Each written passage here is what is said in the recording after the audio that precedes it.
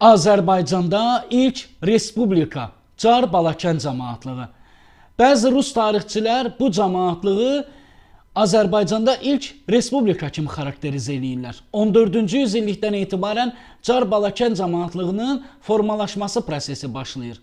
Cəmaatlığa Çar, Balakən, Katex, Tala, Cənic, Muxaq və digər cəmaatlıqlar daxil idi. Çar Balakən cəmaatlığı 17-ci yüzillikdə xüsusilə güclənir. 16-17-ci yüzilliklərdə Dağıstan ərazisindən avarlar müxtəlif iqtisadi səbəblərlə cəmaatlığın ərazisinə gəlirlər. 17-ci yüzilliyin sonlarından etibarən isə Çar Balakən cəmaatlığının çəkisi artırdı. 18-ci yüzillikdə Səfəvi dövlətinin zəifləməsi fonunda cəmaatlığın hüquqları da genişlənirdi. Ən böyük cəmaatlıq Çar cəmaatlığı idi.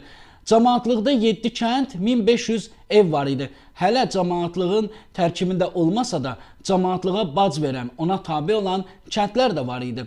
1707-11-ci illərdə ilk üsyan da Səfəvi əleyhinə Çar Balakəndə oldu. Nadir Şah əleyhinə ən böyük üsyan da 1738-41-ci illərdə məhz Çar Balakəndə olmuşdu.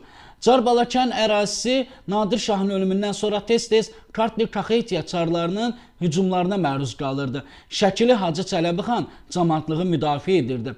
Çar Balakən cəmaatlığı hətta İlisi Sultanlığı ilə də dostluq əlaqələri saxlayırdı.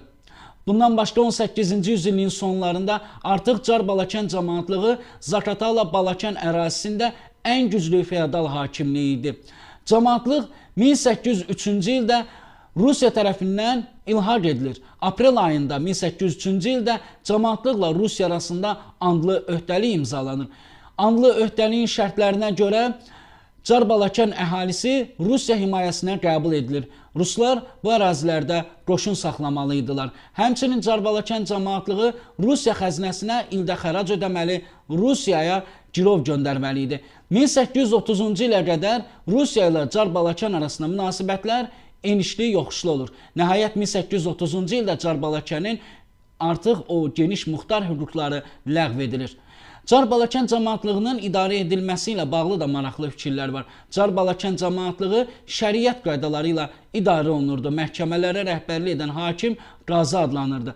Bundan başqa Çar Balakən cəmaatlığında mühüm məsələləri, müharibə, sülh, cəmaatlıqların büdcələrini müzakirə etmək üçün xalq yığıncağı mövcud idi. Xalq yığıncağında ağsaqqallarla yanaşı həddibuluğa çatmış bütün oğlanlar da iştirak edə bilərdi.